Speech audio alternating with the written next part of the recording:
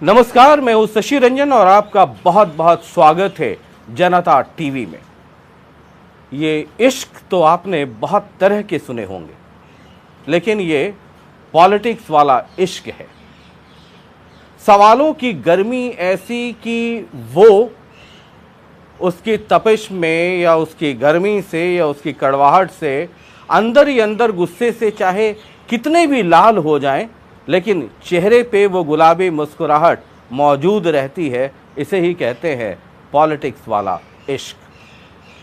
सवालों की गर्मी से चाहे वो पसीने से कितने ही तरबतर क्यों ना हो जाएं, लेकिन रुमाल से चेहरा साफ करते हुए तरोताज़ा नजर आए, यही है पॉलिटिक्स वाला इश्क। जी हाँ, ये शुद्ध देसी राजनीति है और मोहब्बत की जंजीरों में जिनको आज हम इस एपिसोड में जकड़ने वाले हैं, क्योंकि मैंने कहा ये पॉलिटिक्स वाला इश्क है जिसमें थोड़ा तीखापन भी है, जिसमें थोड़ी करवाहट भी होगी। वो नीम का पत्ता तो आपने सुना ही होगा, मेरा शुगर कोटेड नीम के पत्ते, वो सब मसाला है इसमें। और आज जो मेहमान हैं वो हैं हरियाणा के मुख्यमंत्री और बहुत ही आदरणीय मनोहर लाल जी। बहुत बहुत स्वागत है। ये सर पॉलिटिक्स वाला इश्क है। अब आप तो ठहरे बैचलर आदमी, पता नहीं इश्क किया कि नहीं किया, लेकिन ये पॉलिटिक्स वाला इश्क जो है इसमें नमक मिर्च सब कुछ बड़ा ज़बरदस्त होता है। अभी आपका हाल में मॉनसून सेशन ख़त्म हुआ और काफ़ी टकरार सदन के अंदर देखने को मिली। On a very serious note, जो एक बहुत बड़ा मसला रहा, और आपको पता है हरियाणा में नौकरियों का मसला सबसे बड़ा मसला है। यूथ तो दूसरे भी मसले हैं, लेकिन एक चूँकि यूथ से रिलेटेड है, ये पेपर लीक रुकता क्यों नहीं है। 28-29 मामले आ गए, पेपर लीक। उसके बाद जो बच्चे हैं वो एक बार फॉर्म भरते हैं, पेपर लीक होता है, फिर कैंसिल होता है, वो एक तरफ परेशान। ये आपके रहते भी रुकता क्यों नहीं है? शशि रंजन जी, आपने दो चीज़ों को मिला दिया। एक तरफ आप बोलते हैं इश्क, एक तरफ आपने इतना गंभीर प्रश्न खड़ा कर दिया कि पेपर लीक का मामला रुकता क्यों नहीं। जहाँ तक इश्क की बात है, इश्क कोई एक तरफा विषय नहीं है, इश्क के बहुत मायने हैं। आपने कहा राजनीति का इश्क, राजनीति भी किसने किस संदर्भ में करनी है उसी में से निकलता है कि इनका इश्क क्या है। एक राजनीति होती है स्वार्थ की राजनीति, घर भरने की राजनीति और भोगने की राजनीति। कम से कम मेरा इश्क वो नहीं है। एक राजनीति होती है सेवा की राजनीति, जन सेवा, जिसमें आम जनता, गरीब जनता, उसका भला कैसे किया जाए, ये भी राजनीति के माध्यम से हो सकता है। हाँ, मेरा वो इश्क है। मैं उस इश्क में पला हूँ कि संवेदनशीलता, जनता में ये जो बहुत नीचे चला गया एक वर्ग, उसको कैसे उठाया जाए, ये मेरा इश्क है। अब जहाँ तक इश्क का विषय है, राजनीति का इश्क, मुझे इस संदर्भ में आप लेंगे तो अच्छा लगेगा। अब विषय है ये जो पेपर लीक। देखिए, परीक्षा एक योग्यता को मापने का पैमाना होता है। हमारी सरकार से पहले कांग्रेस की सरकारों में या उससे पहले की जो सरकारें हैं, उन सब सरकारों में ये विषय योग्यता को नापने का कहीं नज़दीक भी नहीं था। उनको तो केवल अपने लोग कैसे वो आगे शासन में आए, कैसे वो कर्मचारी बने, कैसे उनके माध्यम से हम आनंद लें, कैसे राज को भोगें, ये सब वो करते रहे। हमने आने के बाद ये तय किया कि ये जो 35 साल सेवा करने वाला ये जो कर्मचारी है, जनता की सेवा करेगा, ये योग्यता के आधार पर आना चाहिए, ठीक व्यक्ति आना चाहिए, पारदर्शिता के तरीके से आना चाहिए। हमने सारे उसके प्रबंध किए। पहले जिन लोगों ने परीक्षाएं ली, उनकी परीक्षाएं जो भर्ती की कोर्ट्स में चैलेंज हुई, और कोर्ट में चैलेंज के बाद कुछ मानो 5-7 उन्होंने FIR भी की, तो जिनके खिलाफ FIR की उन्हीं को सुरक्षित बचा लिया गया, बेकसूर घोषित करा लिया गया, क्योंकि कोर्ट में भी आखिर प्ली करने वाले तो वही लोग हैं, हमने किस ढंग से करना, उनको बचा लिया गया। केवल 14 साल में 2001 से 2014 तक 6 मात्र FIR हुई। हमने अभी 2014 से लेकर 2021 7 साल में 43 FIR हुई, 43 FIR। इसका मतलब ये है कि हम गलत काम को बर्दाश्त नहीं करते।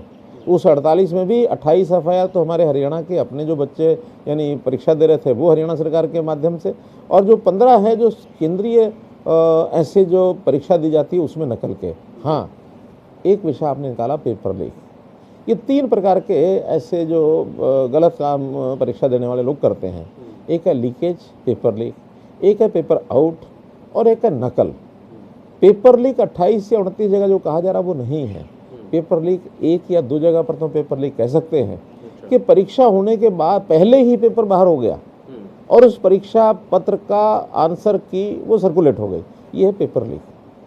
एक बार कोई परीक्षार्थी अपने एग्जामिनेशन हॉल में अंदर बैठ गया, वहाँ से पेपर की किसी प्रकार से लीक यानी चोरी करके वो सेंटर से बाहर आया है, वो है पेपर आउट। पेपर आउट की भी 3 घटनाएं हुई हैं।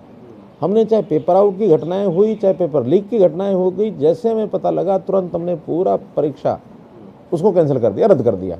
जबकि ये लोग कभी परीक्षा कराते ही नहीं थे, केवल साक्षात के आधार के ऊपर हम अपने लोगों को किस प्रकार से अंदर डाल दें, चाहे वो पटवारी की, चाहे वो आपकी पीटीआई की भर्ती हो, चाहे आपकी आर्ट्स एंड क्राफ्ट टीचर की भर्ती हुई हो, चाहे वो क्लर्कों की भर्ती हुई हो, कितनी भर्तियाँ इनकी कोर्ट ने रद्द कर दी।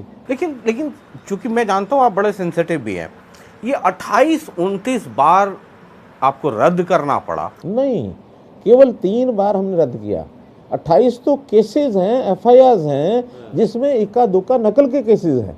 अच्छा। वो नकल के केसेस हमने एफआईआर तो फिर ये ऑपोजिशन के लोग मैं लगातार देख रहा हूँ 28-29 मामले पेपर लीक के ये लगातार चिल्ला रहे हैं। आलोचना के लिए आलोचना करना यानी खिलाफत करना, ये इनका फसाना है। भवन खुद जलाना है और उसके बाद खुद ही उसके ऊपर अफसोस मनाना है, यानी इस प्रकार का ये शोर करते हैं। नहीं तो ये पेपर लीक कितने हुए? जैसे मान लीजिए कि एग्जामिनेशन से पहले एक पेपर बाहर आ गया, 2 पेपर आउट, कुल मिला के 3 मामले। और परीक्षाएं रद्द कितनी हो गई? 3। मतलब अब तक 7 साल में सिर्फ 3 परीक्षाएं रद्द की हैं। हमने की हैं, रद्द होगी किसी बाहर के आदमी ने नहीं की हैं, इनकी सब कोर्ट ने रद्द की हैं। इन्होंने तो भर्ती करने के बाद कितने तमाशे किए। बैकडोर एंट्री करते थे, रेगुलराइजेशन की पॉलिसी ले आते थे कि आज तक जितने आउटसोर्सिंग पार्ट 1 पार्ट 2 में किए हैं इनको रेगुलर कर दो। इन्होंने 1994 में, 2003 में, 2008 में, 2011 में, 2014 में, अल्टीमेटली 2007 के अंदर सुप्रीम कोर्ट ने कहा कि बैकडोर एंट्री बंद करो, किसी प्रकार की इस प्रकार की भर्तियां नहीं करेंगे। और जिस कारण से हाई कोर्ट ने भी इनकी 2014 की जो रेगुलराइजेशन पॉलिसी उसको रद्द किया, और उसके बाद तो कभी रेगुलेशन का कोई एक्ट, कोई पॉलिसी बनी ही नहीं है। लेकिन ये तो बड़ा गंभीर मसला है, क्योंकि एक जनरल परसेप्शन है और हम लोग भी चूंकि आपको भी फॉलो करते हैं, हमारा काम ऑपोजिशन को भी फॉलो करना है। ये 28-29 का आंकड़ा लगातार चल रहा है। 28 एफआईआर हुई, 28 एफआईआर हुई है। 28 एफआईआर को ये कहते हैं सब पेपर लीक हो गया। पेपर लीक 1, पेपर आउट 2, बाकी सब एफआईआर हैं।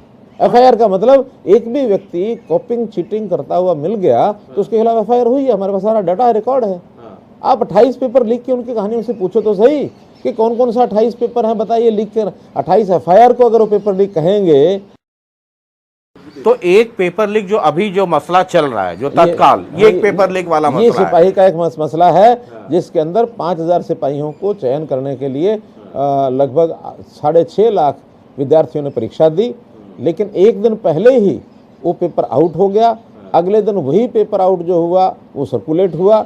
हमने उस दिन सवेरे वाले उसमें तो नहीं की, हमने कहा चलो सायकाल वाले में और देख लेते हैं, सायकाल का पेपर अलग होता है, क्या अगर दोनों में लीक है तो सारा रद्द करेंगे। उसके 8 तारीख को फिर 2 शिफ्टें थी, हमने 7 तारीख को शाम को जो है उन पेपर्स को 7 और 8 दोनों को रद्द कर दिया। ठीक है। और पेपर आउट का 2 हुआ, मतलब 2 उससे पहले पेपर आउट, एक है ग्राम सचिव का और एक दूसरा है ग्राम सचिव के अलावा शायद एएलएम जो लाइनमैन हैं बिजली बोर्ड के। तो ये 3 हुए और रद्द भी 3 ही हुए। रद्द 3 हुए जो हमने किए। क्योंकि फिर मैं ऑपोजिशन से ये पूछूंगा कि फिर ये 28-29 की लिस्ट फिर आनी चाहिए। लाओ ना जी, बिल्कुल लेकर के आओ, क्योंकि मैं तो उसको बड़ा गंभीरता से ले रहा हूँ। झूठ, एकदम सरासर सफेद झूठ। अच्छा, ये एफआईआर हुई है, वो एफआईआर नंबर मैं दे सकता हूँ कि कहाँ किस किस विद्यार्थी के खिलाफ, किस किस परीक्षार्थी के खिलाफ हुई, कौन कौन पेपर देने गया। कुछ तो इम्पर्सोनेशन के हुए कि उसकी जगह पर दूसरा आदमी बैठ के पेपर देने चला गया, उनको भी पकड़ा हमने। वो तो इंडिविजुअल केस हुआ। इंडिविजुअल वो तो यही मान FIR हुई लीजिए इंडिविजुअल केस है और इंडिविजुअल FIR भी हुआ, FIR हुई है, FIR हुई होगी, इंडिविजुअल हुई होगी। बिल्कुल बिल्कुल। अच्छा, चूंकि ये मसला इतना ज़्यादा हो गया और एक आपके ही मंत्रिमंडल में वरिष्ठ मंत्री हैं, ऑपोजिशन तो हल्ला कर रही थी, लेकिन ऑपोजिशन ने कभी भी पहले CBI का जिक्र नहीं किया था। ये बात तब सामने आई जब अनिल विज साहब ने चिट्ठी लिख दी और ये जारी कर दिया कि CBI की इंक्वायरी कराई जाए। मेरी अनिल विज साहब से बात हुई, होम मिनिस्टर से। आखिर मैं मुख्यमंत्री हूँ तो अपने गृह मंत्री के साथ लगातार मैं बात करता रहता हूँ। हम लोगों ने कहा कि अगर हमारी पुलिस वहाँ तक नहीं पहुँचती है, आखिर तक पुलिस नहीं पहुंचती है, तो अंत में हमको अगर CBI की भी जांच के लिए कहना पड़ेगा तो कहेंगे। लेकिन मुझे संतोष है इस बात का कि हमारी पुलिस वहां उस लेवल तक पहुंच गई है जहां ये पेपर छपाई हुई, जहां से ये पेन ड्राइव के अंदर ये आगे दिया गया, इसको 5 लाख रुपए में बेचा गया, जम्मू से बिका, जम्मू के बाद ये कश्मीर गया, कश्मीर में दूसरे ने खरीदा, 5 लाख से 10 लाख में खरीदा, 10 से फिर वो 20 लाख और 1 करोड़ रुपए तक वहाँ आकर के वो पेन ड्राइव हरियाणा में बिका। 26 लोग उसमें अरेस्ट हो चुके हैं, इसलिए सारा वो पर्दाफाश हो चुका है।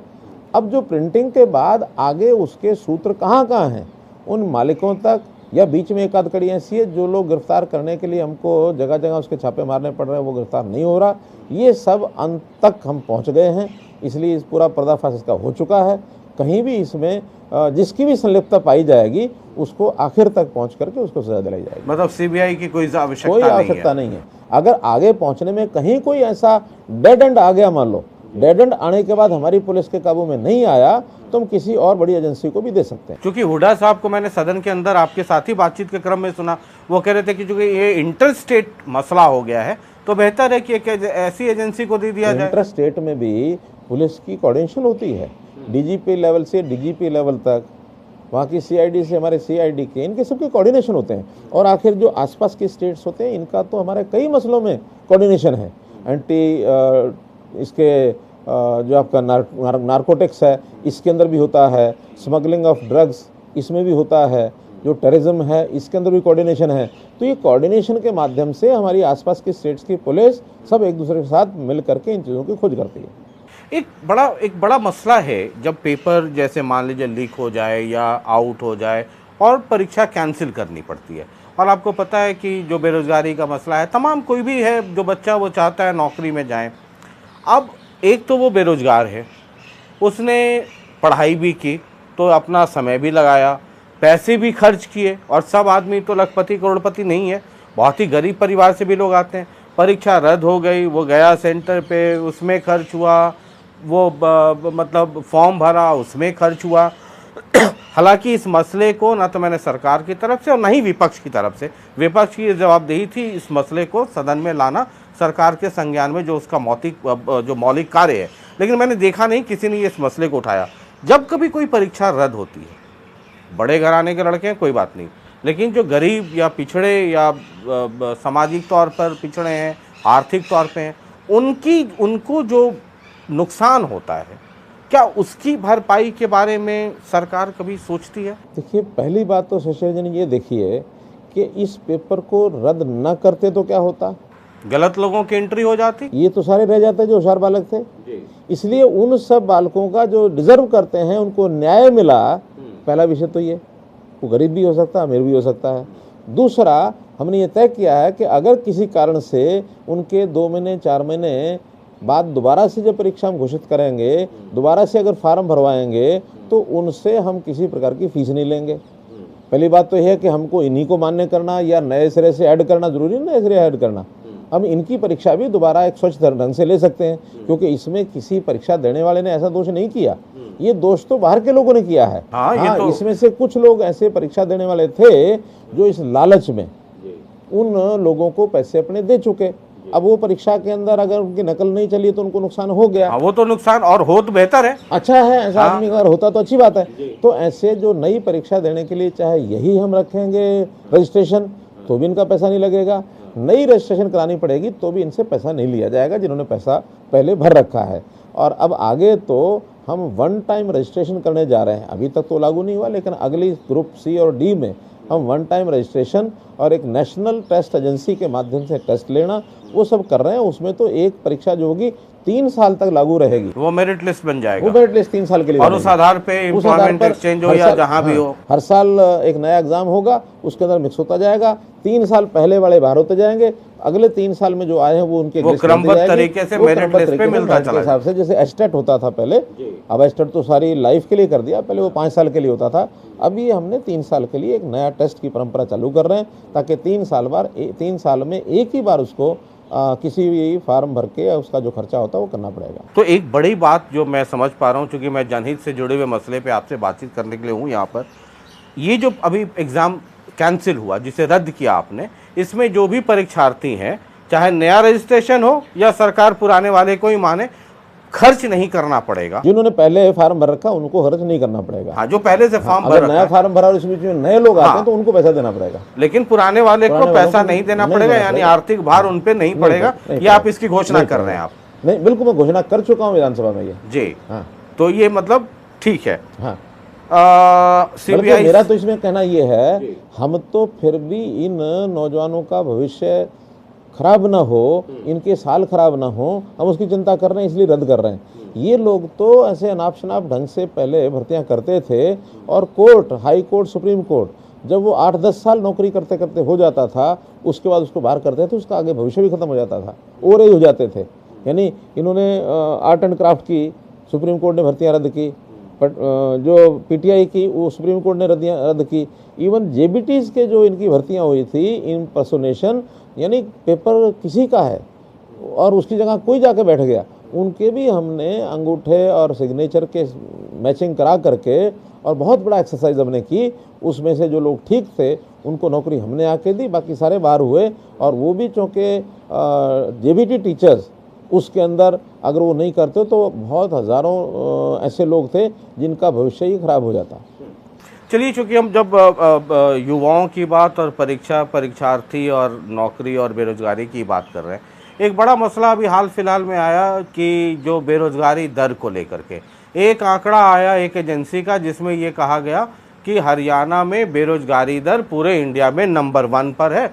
खट्टर साहब जो कहते हैं कि हमने हरियाणा को नंबर 1 बनाया हुआ है, तो यकीनन ये नंबर 1 है, और बेरोजगारी में नंबर 1 एक एजेंसी का एक आंकड़ा आया।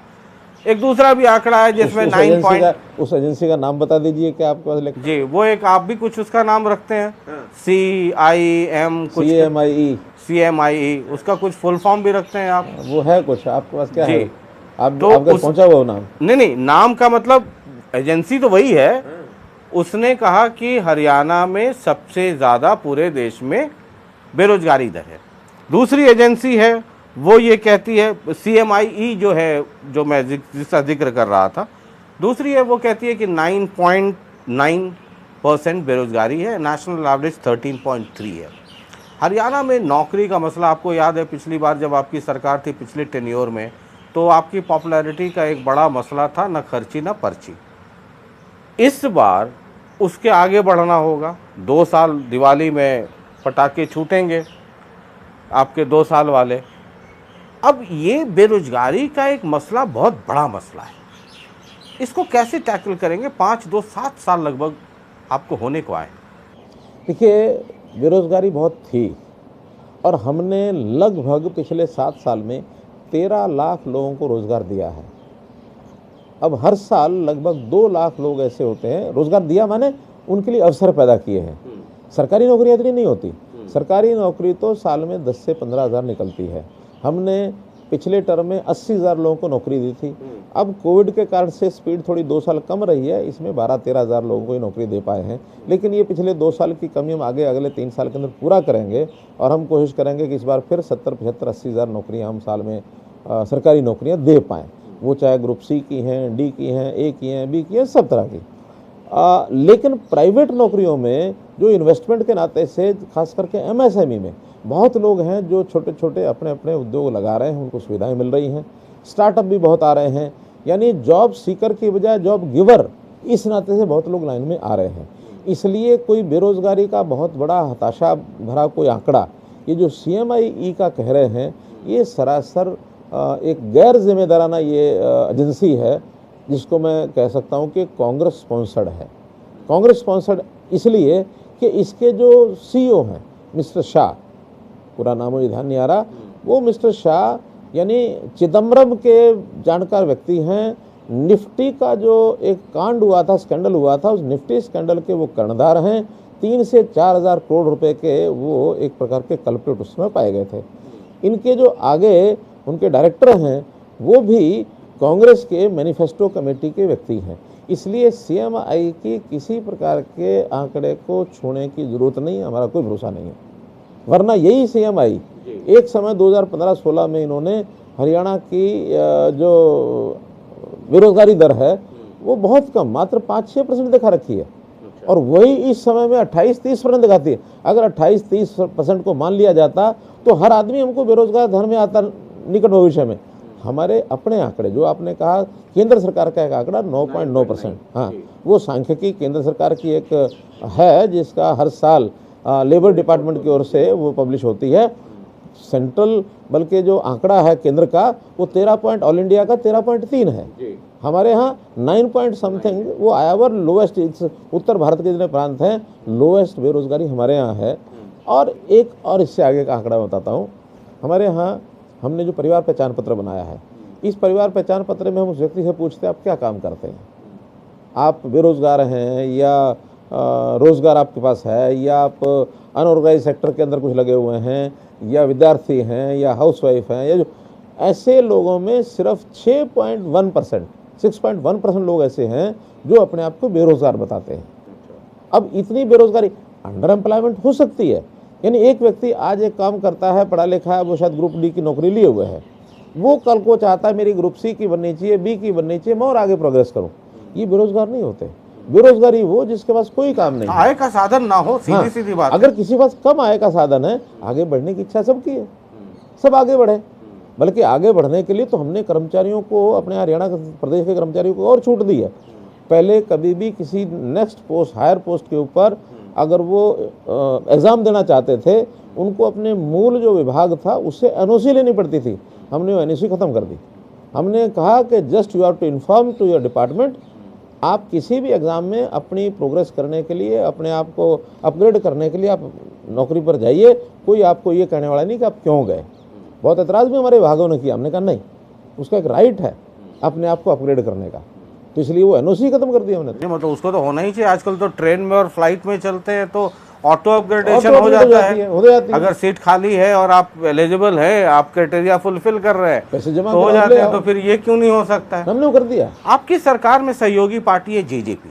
जब आपके खिलाफ पिछली बार चुनाव जब वो लोग लड़ रहे थे तो 75% रिजर्वेशन इन प्राइवेट सेक्टर को बड़ा मुद्दा बनाया था। आपकी सरकार ने उसको मान भी लिया। लेकिन जैसे इस तरह की जो चीज़ें बनती हैं, वो सदन के अंदर जब आप लोग बातचीत करते हैं, किताबों में, इश्तिहार में, अखबार में दिखाई तो पड़ता है कि भाई ये हो गया 75% reservation for Haryana youth in private sector. ज़मीन पे वो दिखाई नहीं पड़ता है। अभी चूँकि वो कुछ दिन पहले ही उसका एक्ट बना है, उस एक्ट में हमने प्रावधान कर दिया है। अगला स्टेप उसका ये है कि जितनी प्रदेश की एंटरप्रेन्योरशिप है, चाहे वो छोटी है चाहे बड़ी है, हम सबसे पहले उसका रजिस्ट्रेशन कर रहे हैं, क्योंकि उसके लिए कोई समय लगता है इन चीज़ों को उतारने पर जमीन। उसका रजिस्ट्रेशन हम पोर्टल पर HUM,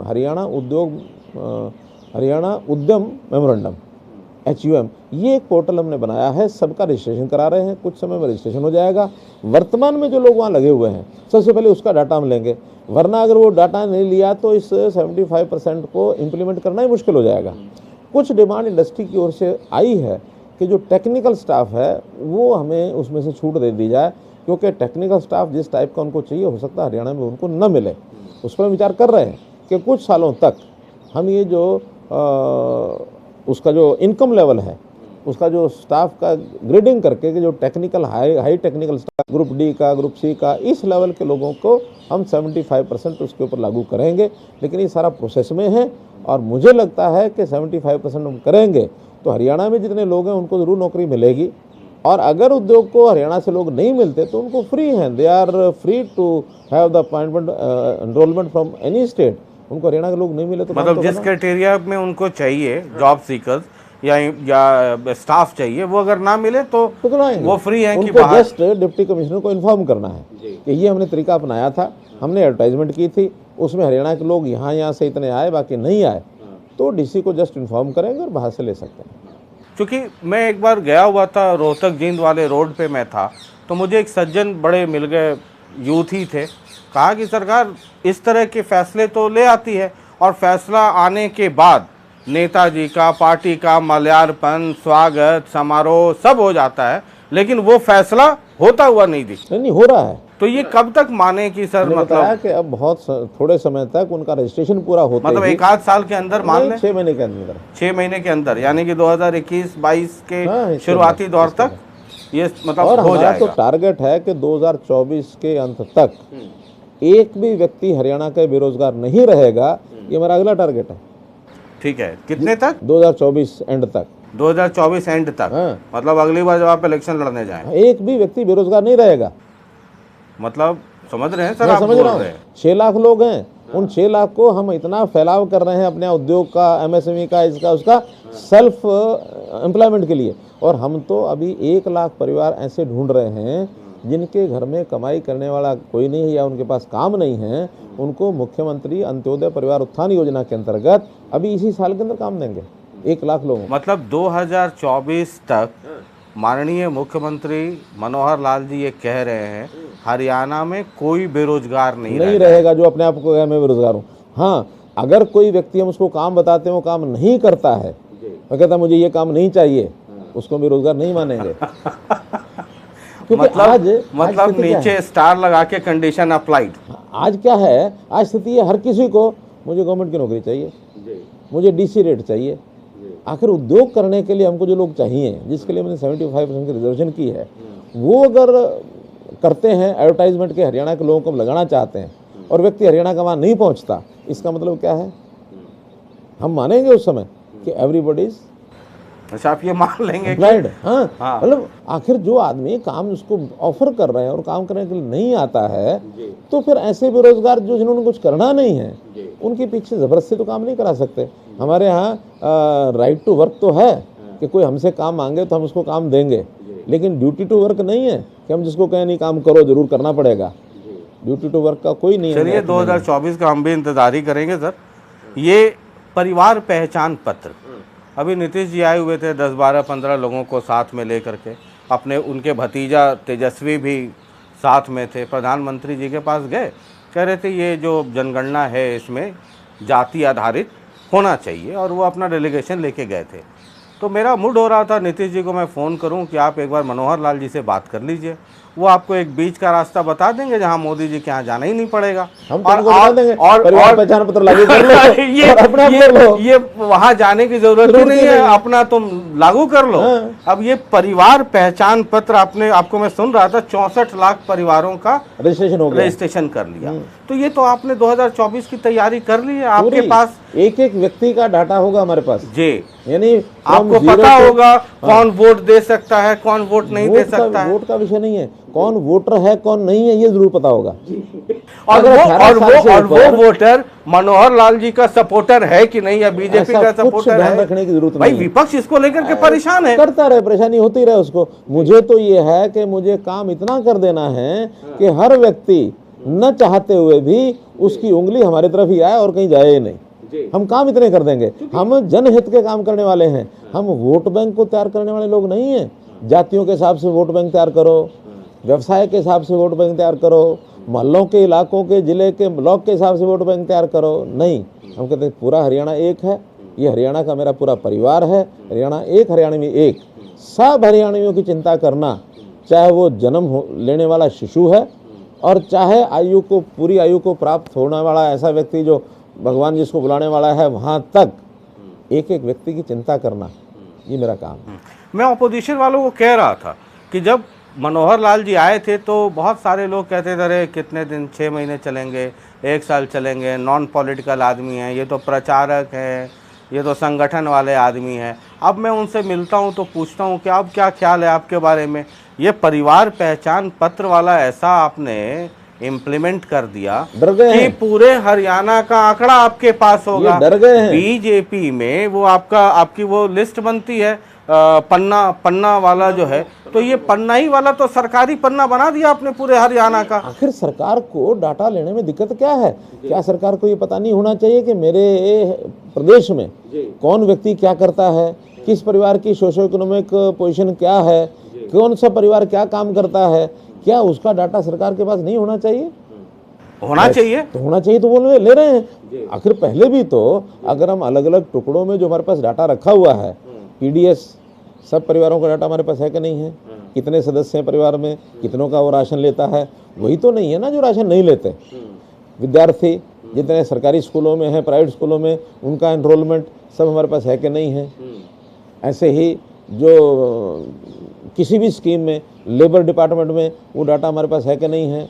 मनरेगा में जितने रजिस्टर्ड हैं वो डाटा हमारे पास है कि नहीं है। करना पड़ेगा ना, अब तो सब एक साथ हो गया आपके तो पास। अलग अलग रहने से जो मिसयूज होता था, पैसे का भी मिसयूज होता था, स्कीमों का मिसयूज होता था, जो अनडिजर्विंग लोग वो डिजर्विंग लोगों की सारी योजनाओं का पैसा खुद खा जाते थे। कांग्रेस के लोग परेशान हैं कि ये जो सरकार इकट्ठा कर रही है डेटा, इसका इस्तेमाल अगले चुनाव में या बीजेपी अपने तरीके से कर लेगी। इसलिए परेशान नहीं है, वो परेशान इसलिए है कि ये जो सरकार सारा कुछ इकट्ठा कर लेगी तो जितना गोलमाल किया जाता है वो गोलमाल सारा उजागर हो जाएगा, और उस उजागर होने से हमारे लोग फंस जाएंगे, क्योंकि इन्हीं ने पाले हुए वो लोग हैं जो हर प्रकार के धंधे करते थे, हर प्रकार की कमीशनें लेते थे, 2 नंबर का धंधा करते थे, प्रॉपर्टीज, ज़मीनें किसके नाम क्या है, ये इनको जब इकट्ठा होकर एक जगह आ जाएगा तो इनको कम से कम हरियाणा में तो कोई बख्शेगा नहीं। हरियाणा से बाहर ये क्या कर रहे हैं वो बाहर वाले जाने, लेकिन अपने प्रदेश में किसी प्रकार की सुविधा कोई भी आदमी लेता है, कोई कंसेशन लेता है, कोई लाभ लेता है, उसको परिवार पहचान पत्र में रजिस्टर करके ही लेना होगा।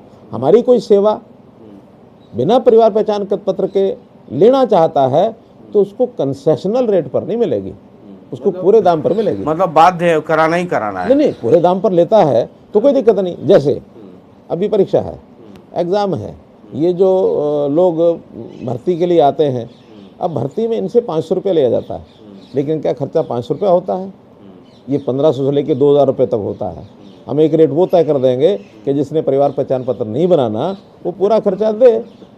हम एक्सचेकर के ऊपर, हरियाणा के एक्सचेकर के ऊपर किसी ऐसे आदमी का बोझ क्यों डालें, यानी उस आदमी का बोझ हरियाणा पर क्यों आए जिसकी जानकारी हमें नहीं है कि वो हरियाणा का है कि नहीं है। हरियाणा का डोमिसाइल होना, हमको सरकार को जानकारी होना, ये इसमें क्या आपत्ति है? अच्छा, एक on a very serious note, ठीक है डेटा इकट्ठा कर रहे हैं, ठीक है, विपक्ष की अपनी चिंताएं हैं, वो तो पॉलिटिक्स और ये सब चलता रहता है, हो सकता है उसका आप इस्तेमाल भी कर लें, लेकिन उस डेटा के सिक्योरिटी, चूँकि साइबर क्राइम आजकल डेटा जिस तरीके से लीक होते हैं, क्योंकि उसमें उसका आधार नंबर, अकाउंट नंबर, तमाम तरह की चीज़ें उसमें होंगी, और डेटा आज की तारीख में जो सबसे बड़ा क्राइम होता है वो होता है डेटा। डेटा का ही पूरा खेल है। ये जो टेलीफोन वाले लोग और ये सब जितना टेलीमार्केटिंग देखते हैं, डेटा आज की तारीख में इज़ द ज़मीन का टुकड़ा उतना इम्पॉर्टेंट नहीं है आजकल, डेटा इज़ इम्पॉर्टेंट, पूरा खेल उसी पर आधारित है। उसको कैसे आप इंश्योर करेंगे कि वो सिक्योर्ड रहेगा? देखिए, highest level of security of IT data, इसके मैकेनिज़्म है बने हुए। आखिर तो सारे बैंक दुनिया भर के ये इस टेक्नोलॉजी के ऊपर बेस्ड हो गए हैं, उनका भी तो डाटा सिक्योर है। हमारे यहाँ आधार, इसका डाटा भी सिक्योर है, और हमने इस परिवार पहचान पत्र के सिस्टम में ऐसे ऐसे लोग एंगेज किए हैं जो इस सारी चीज़ों के तज्ञ हैं, एक्सपर्ट हैं, कि हमने टेक्नोलॉजिकली अपने आईटी डाटा को सिक्योरिटी कैसे की है, जो हाईएस्ट लेवल की सिक्योरिटी है वो हमने लागू की है, और इसमें कोई भी ज़रा भी यानी गड़बड़ करने वाला कोई डिपार्टमेंट का भी आदमी है उसके लिए स्ट्रिंजेंट पनिशमेंट वो हमने इस एक्ट में रखी है। इसलिए मतलब आप एश्योर्ड है? मैं एश्योर हूँ कि हमने तो जो आधार बनाने वाले लोग हैं उस टेक्नोलॉजी के अंदर जो इन्वॉल्व थे उनको भी हायर किया हुआ है। इसलिए मुझे मैं कोई टेक्निकल आदमी नहीं हूँ, उस चीज़ का मुझे ज्ञान नहीं हो सकता, मेरे किसी अधिकारी को ज्ञान नहीं हो सकता। हाँ, लेकिन उसके टेक्निकल एक्सपर्ट हैं, टेक्निकल एक्सपर्ट है वो तो हमारे पास है, वो सब कर रहे हैं। ठीक है। अब चूंकि ये आप पहचान पत्र, परिवार पहचान पत्र बना रहे हैं, तो जाहिर है कि आने वाले समय में आपको इसमें ये भी जानकारी हो जाएगी कि उस परिवार में कोई मृत्यु हुई है तो क्यों हुई है। अभी कोविड सेकंड फेज़ का दौर चला और एक बड़ा कंसर्न रहा, उस वक्त हम लोग आपसे भी बातचीत करते रहे, यदा कदा कई बार मदद भी मांगी है। एक बड़ा मसला पूरे हिंदुस्तान में चल रहा है, हरियाणा में भी उठा और उठ रहा है कि बहुत सारी मौतें ऑक्सीजन के मिसमैनेजमेंट या ना होने की वजह से, जो शुरू में अफरा तफरी का माहौल था वो तो सबसे पहले ऑक्सीजन को ही लेकर के था। अब आप कहते हैं कि कोई भी मौत ऑक्सीजन की वजह से नहीं हुई है, तो ये इतनी जिम्मेवारी या गंभीरता या विद अथॉरिटी कैसे कह पाते हैं आप? एक बात शशि जी मैं बताना चाहता हूँ कि कोविड में बहुत से पहलू थे कोविड पर ध्यान करने के लिए। वो सोशल भी थे, हेल्थ सर्विस भी थी, मेडिकल ग्राउंड पर भी था, प्राइवेट, सरकारी, बहुत से इन्वॉल्वमेंट सबकी हुई थी। मैंने अगर अपनी इन्वॉल्वमेंट किसी एक विषय में पूरे उस कोविड में सारी चीज़ों का ध्यान में रखता ही था, रोज़ाना मीटिंग भी करते थे, हमारी जो हाई लेवल मीटिंग होती थी, लेकिन अगर एक विषय में मैं बहुत इंटरनली जा कर के इंटरफेयर करता था तो वो था ऑक्सीजन डिस्ट्रीब्यूशन। रात को 11 बजे तक हमारे सारे अधिकारी क्या बैठे हैं, अमित अग्रवाल, ये रात को मैं इनको 10 से 11 बजे तक बुलाता था। मल्टीपल सोर्सेज से मैं डाटा लेता था, मंगवाता था कि किस हॉस्पिटल में कितने पेशेंट हैं और हर समय के पेशेंट सुबह से लेकर शाम तक कितने पेशेंट वहाँ ऑक्सीजन पर हैं, कितने वहाँ वेंटिलेटर पर हैं, कितने आईसीयू में हैं, कितने जनरल बेड्स पर हैं।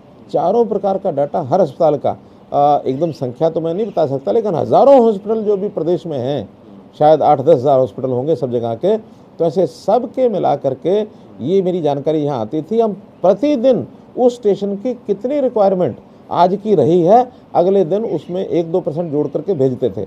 अगले दिन संख्या कम होती थी तब ऑक्सीजन कम करते थे। किसी स्टेशन पर ऑक्सीजन कम नहीं हुई।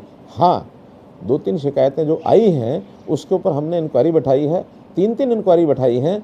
मिस मैनेजमेंट का विषय एक जगह का आया है। Miss management of oxygen, miss management of their infrastructure. मानो पेशेंट की वहाँ इलाज करने की स्थिति तो 10 की है, उन्होंने 20 भर्ती कर लिए, 25 भर्ती कर लिए, और लालच सबको होता है। और वहाँ पर मानो एक जगह से सोनी हॉस्पिटल हिसार की बात है, उनके पास सिलेंडर 20 हैं, और जिस दिन ये वहाँ घटना घटी है उस दिन की उनकी रिक्वायरमेंट 70-75 सिलेंडर की हो गई। अगर 20 सिलेंडर को वो बार बार भरेंगे, बार बार लाएंगे, ले जाएंगे, कहीं ना कहीं मिसमैनेज तो हो ही जाएगा। भाई आपके पास 20 सिलेंडर हैं, 2 बार दिन में भरवाओ तो मैक्सिमम आपकी रिक्वायरमेंट 40 सिलेंडर तक आप जाओ। आप अन्यथा प्रबंध करो, पहले प्रबंध करना चाहिए। जिस रात की ये घटना हुई उन्होंने अपने एक्सपर्ट नहीं बुलाए, क्योंकि हर बीमारी के समय में बीमारी उतार चढ़ाव होता रहता, तो एक्सपर्ट्स होते हैं, ऑन कॉल डॉक्टर रहते हैं। कोई भी डॉक्टर हर अस्पताल में सिंगल डॉक्टर बैठता ऐसा नहीं है। ऑन कॉल जो डॉक्टर उनके यहाँ आते थे उस रात को उन्होंने नहीं बुलाए, तो उसकी 3-3 इंक्वायरी आई हैं। तीनों इंक्वायरियों में एक ही बात है कि negligence of doctors and system, उसके कारण से उनके खिलाफ जो कार्रवाई होनी होगी होगी। ये ऑपोजिशन के लोग कहते हैं इसकी जांच करा दीजिए। हमने कह दिया हाई लेवल जांच कराएंगे, इसके आप हाई लेवल जांच कराएंगे। मान दिया, मैंने मान लिया। ठीक है। थर्ड वेव की भी बहुत बातचीत हो रही है। अभी प्रधानमंत्री जी को एक एक्सपर्ट कमेटी ने रिपोर्ट भी सबमिट किया है, जिसमें ये कहा गया है कि अक्टूबर एंड तक हो सकता है थर्ड वेव आए। कुछ देशों में तो आ भी गया और वहाँ कंप्लीट लॉकडाउन वाली स्थिति बनती जा रही है या बन भी गई है थर्ड वेव। और उसमें भी ये कहा जा रहा है कि बच्चे ज़्यादा शिकार हो सकते हैं। उसको लेकर के क्या तैयारी है? क्योंकि सेकेंड वेव में जो देखा गया, सिर्फ हरियाणा कोई एक्सेप्शन नहीं है, पूरे हिंदुस्तान में देखा गया कि अचानक इतनी तेज गति से ये बीमारी बढ़ी कि एक सिस्टम कोलैप्स करने वाली हालत थी। इसमें सरकार और एडमिनिस्ट्रेशन इसमें बहुत दोषी, मैं उसको नहीं मानता हूँ, क्योंकि एक बड़ा अलार्मिंग सिचुएशन हो गया था। उससे सीख करके थर्ड फेज का क्या इंतज़ाम है?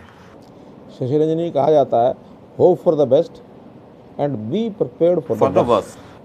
हमने अपनी सब तैयारियां कर ली हैं, जो भी कोई स्थिति बनेगी, क्योंकि पहली वेव से दूसरी वेव जितनी जल्दी में तेजी में आई और जितना बड़ा मैग्नीट्यूड एकदम 5 गुना हो गया था, तो उसमें बड़ी हमें एक सीख मिली कि ये सारी चीज़ों के लिए हमको तुरंत पहले से तैयारी करके रखनी चाहिए। सबसे बड़ी आवश्यकता थी ऑक्सीजन की। ऑक्सीजन जितनी उपलब्ध है वो तो पहले वाली सारी उपलब्ध है। 2 हमने अलग से हॉस्पिटल से बनाए हैं, जो जहाँ ऑक्सीजन गैसियस फॉर्म में मिलती है, जिसकी बाद में लिक्विफाइड करके ट्रांसपोर्ट किया जाता है, लेकिन गैसियस फॉर्म में जहाँ ऑक्सीजन उपलब्ध है वहाँ हमने 500 बेड के 2 हॉस्पिटल बना के रखे हुए हैं। 1000 बेड ये हैं।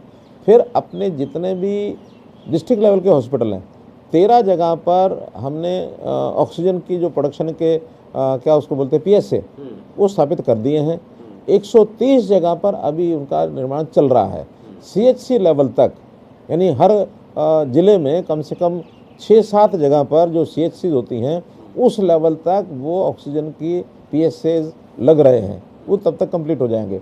इसके अलावा हज़ारों की संख्या में मैंने कंसंट्रेटर्स, ये बैंक्स बना लिए हैं कि जहाँ कहीं कोई कमी पड़ेगी तो कंसंट्रेटर जो है ऑक्सीजन के, इनको भी जगह जगह पर इसका उपयोग करेंगे। इसलिए इस बार जो भी इंफ्रास्ट्रक्चर है उसको मजबूत कर रहे हैं। डॉक्टर्स की ट्रेनिंग सबकी करा दी गई है।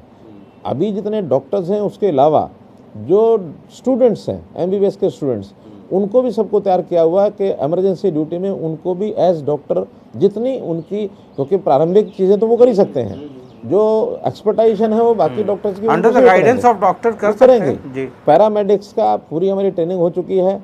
बल्कि इस बार तो हमने गांव-गांव में 3 से लेके 5 लोगों की टीम बनाई, जिसमें आंगनवाड़ी वर्कर भी थी, जिसमें आशा वर्कर भी थी, जिसमें वहाँ का जो लोकल डॉक्टर है वो भी था, RMP भी था। ऐसे वॉलंटियर सोशल वर्कर मिला करके यानी 8,000 टीमें हमने बनाई थी। गांव-गांव में जा कर के उन्होंने आइसोलेशन सेंटर्स भी बनाए थे और सबको जाके चेकअप किया था। उस चेकअप में जो कोई माइल्ड केस मिलता था वहीं उसका छोटा मोटा इलाज होता था, जो सीवियर होता था उनको हॉस्पिटल तक ले जाते थे। हमने आखिर यहाँ कोरोना को कंट्रोल करने का जो एक इंफ्रास्ट्रक्चर बनाया था वो सारे का सारा इंटैक्ट है, उसको कहीं हम और अगले बार के लिए मजबूत है, तोड़ा नहीं है। अभी हमारा जितना भी वो जो डिज़ास्टर का जो ऑर्डर निकलता है हर बार, कोरोना सुरक्षित, क्या नाम है, कोरोना सुरक्षित महामारी अलर्ट, उसको भी हमने लगातार लागू किया हुआ है। वो सारी धाराओं को हटाया नहीं है, अभी भी 15 दिन के लिए लागू कर दिया है। हर 15 दिन में हमको असेसमेंट होता रहेगा ताकि दोबारा से उन चीज़ों को फिर अलार्म ना बजाना पड़े। अलार्म के ऊपर हैं सारे, on their heels they are, इसलिए किसी प्रकार, हाँ बिल्कुल। और ख़ास करके जैसा ये समय बताया जा रहा है कि अभी सितंबर, अक्टूबर और 1 महीना में लगाए तो नवंबर, ये 2-3 महीने बहुत ही ध्यान रखने लायक हैं। अभी हमारे जो एक्टिव केसेस हैं 660-670 के बीच में पिछले 8 दिन से वहीं झूम रहे हैं। हम चाहते ज़रूर हैं वो नीचे आए, लेकिन पिछली बार भी ऐसे ही 900 की एक्टिव केसेस की जो संख्या रह गई थी, इसके बाद एकदम बढ़ गया था। तो बहुत भयंकर बढ़ा था। आज भी देश में केरला, महाराष्ट्र, ये दोनों अलार्मिंग पोजीशन पर अभी भी हैं। बाकी प्रदेश में यानी मैं समझता हूँ 15-16 प्रदेश ऐसे हैं जो 1000 से कम संख्या पर आ गए हैं। वैक्सीनेशन की क्या हालत है? कहते हैं लोग कि स्लो वैक्सीनेशन है। हमारे यहाँ लगभग 1 करोड़ और कोई 50-47 यहाँ तक वैक्सीनेशन हुई है। 35 लाख ऐसे हैं जिनकी डबल डोज हो चुकी है और बाकी सबकी सिंगल डोज हुई है। इसलिए हम प्रयत्न कर रहे हैं कि जिनकी सिंगल डोज हो गई है उन सबको डबल डोज भी लगाएं। अभी नई कंपनियां भी आ रही हैं, जिन कंपनियों का अगर वैक्सीनेशन उपलब्ध होता है तो हम इस स्पीड को, अभी जो हमारा 1.5 लाख, 2 लाख डेली है, इसको हम और आगे बढ़ाएंगे। इंफ्रास्ट्रक्चर हमारा पूरा है, केवल जो हमको उपलब्धि चाहिए वैक्सीनेशन डोज की। चलिए एक छोटा सा ब्रेक लेते हैं और ये कार्यक्रम है शुद्ध देसी राजनीति, यानी पॉलिटिक्स वाला इश्क। ब्रेक के बाद जब वापस लौटेंगे तो यकीन मानिए ये तो कुछ ऐसे मसले थे जो हमसे और आपसे, हरियाणा के आम लोगों से जुड़े हुए मसले थे, और मुख्यमंत्री जी सामने हो और आपको पता है मैं स्वार्थी किस्म का आदमी हूँ, प्रलोभन मैं रोक नहीं पाता हूँ, तो मुझे लगा कि पहले ये वाले जो मसले हैं जो हमसे और आपसे जुड़े हुए हैं इस पर बातचीत कर लूँ, उसके बाद फिर इश्क मोहब्बत की बातें। एक छोटा सा ब्रेक, कहीं मत जाइए। और अगर कहा है कि पॉलिटिक्स वाला इश्क है तो ये मान के चलिए कि इश्क नमकीन ही होगा। एक छोटा सा ब्रेक। बैचलर हैं, मनोहर लाल नाम है, आपको पता ही है। ये अब तक तो खैर जनहित वाला मसला मैं पूछ रहा था और माफ़ी चाहूँगा, सर सवाल थोड़े से कड़वे हो जाते हैं क्योंकि वो मेरी भूमिका है पब्लिक के प्रति और उनके प्रतिनिधि के तौर पे मैं आपसे बात करता हूँ। शशि रंजन जी, आप जो पूछते हैं जी, मुझे बिल्कुल कड़वा नहीं लगता है जी। और जो आप ये इश्क वाली बात करते हैं ये नमकीन नहीं है, मीठा इश्क है। सदन में किरण चौधरी कह रही थी कि आपके 7 साल हो गए और उनके इलाके में और दक्षिण हरियाणा को लेकर और अपने खास करके 2 जिले और हल्कों को लेकर के बहुत चिंतित थी और कह रही थी कि पीने के पानी को भी लेकर के बहुत ज़बरदस्त किल्लत है। आप कहते हैं सबका साथ सबका विकास, फिर ये सौतेला व्यवहार क्यों? शशि रंजन जी, हमने कभी भी सौतेला व्यवहार कभी नहीं किया, और बल्कि जहाँ तक पानी का विषय है अब चूंकि पानी की दक्षिण हरियाणा में आवश्यकता ज़्यादा है, तो जहाँ आवश्यकता ज़्यादा होती है वहाँ के लिए काम भी ज़्यादा करना ये हमारा धर्म है। इसलिए हमने दक्षिण हरियाणा के पानी की जितना चिंता की है उतना शायद वो स्वयं जब मंत्री थी उस समय भी उन्होंने नहीं किया होगा।